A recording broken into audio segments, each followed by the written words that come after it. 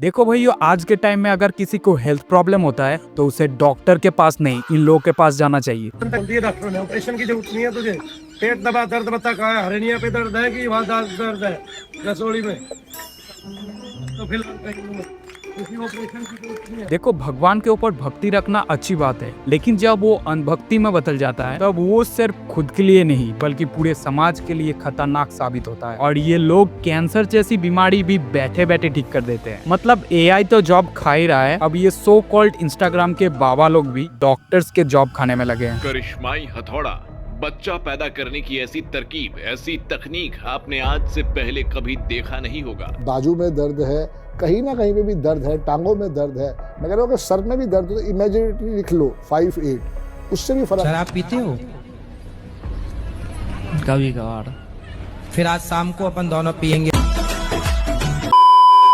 देखो, सबसे पहले ये समझना जरूरी है कि असली गुरु कौन होता है। असली गुरु वो होते हैं जो सालों तक धर्म के ग्रंथों को अध्ययन करते हैं, तपस्या करते हैं, सिंपल जीवन जीते हैं और बिना किसी लालच के लोगों को मार्ग दिखाते हैं। उनका फोकस पैसा, पावर या फेम नहीं होता। उनका मकसद होता है लोगों को सही सोच देना, उन्हें अंदर से स्ट्रॉन्ग बनाना और उन्हें सही जीवन जीने का तरीका सिखाना। पुराने समय में गुरु और शिष्य का परंपरा होता था एंड तब गुरु जंगल या आश्रम में रहते थे और शिष्य लोग उनके साथ ही रहकर ज्ञान अध्ययन करते थे। और तब शो ऑफ नहीं होता था और ना ही सोशल मीडिया था, सिर्फ ज्ञान था और अध्ययन था। लेकिन आज के टाइम में सब कुछ बदल गया। अभी के मॉडर्न बाबा सोशल मीडिया में वायरल होते हैं, उनके बड़े बड़े स्टेज शोज होते हैं, हजारों लोग जमा होता है एंड कैमरा के सामने चमत्कार दिखाया जाता है जिससे भक्ति अनभक्ति में बदल जाता है। चलिए कुछ बाबास के नाम देखते हैं जिनके चर्चे बहुत है। सबसे पहले स्वामी नित्यानंद। इन्होंने बहुत बड़े बड़े दावा की, जैसे अंधापन ठीक कर देना एंड बाद में इनके ऊपर सीरियस आरोप लगे और आज वो इंडिया से बाहर रहते हैं। मतलब ये सुनने में भी अजीब लगता है लेकिन फिर भी इनके फॉलोअर्स मिलियंस में है। फिर आते हैं गुरमीत राम रहीम के पास। इनका खुद का अपना बड़ा डेरा था और इनका भी फॉलोअर्स मिलियंस में, और बाद में उनके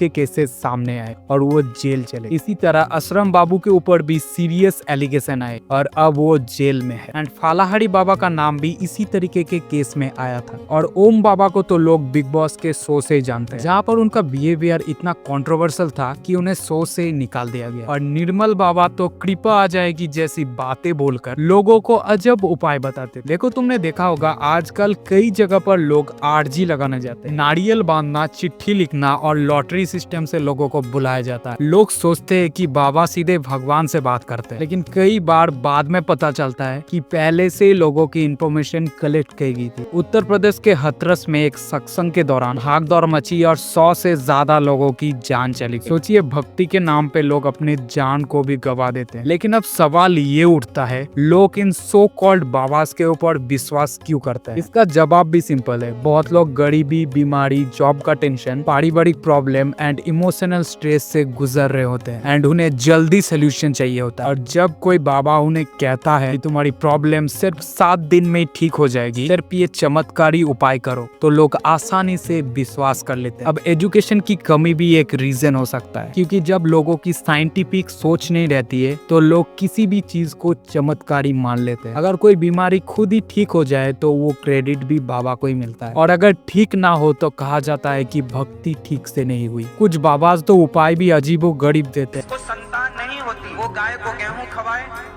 और गेहूं जब उसके गोबर से वापस आए तो उसको धुल करके, उसे सुखा करके, उसको पीस करके उस आटे की रोटी बनाकर भगवान को भोग लगाकर वो रोटी खाने से संतान प्राप्ति होती है। कुछ लोग तो आईफोन जैसी महंगी चीज भी बाबा को गिफ्ट कर देते हैं, ये सोचकर कि उन्हें स्पेशल आशीर्वाद मिलेगा। और यही सब धीरे धीरे धर्म को बिजनेस बना दे रहा है। और आजकल अन्य भक्तों का भी अजीब ट्रेंड चल रहा है। लोग भगवान के मूर्ति के साथ फनी रील्स बना रहे हैं। ये सब कुछ धीरे धीरे भक्ति को मजाक बना रहा है। देखो, धर्म हमें जोड़ने के लिए बना है, तोड़ने के लिए नहीं। धर्म हमें स्ट्रॉन्ग बनाता है, इसीलिए जागरूक बनो और इमोशनल डिसीजन कभी मत लो। आई होप आप लोगों को पूरी बात समझ आ गई होगी। मैं मिलता हूँ किसी और एक नए वीडियो पर। जय हिंद।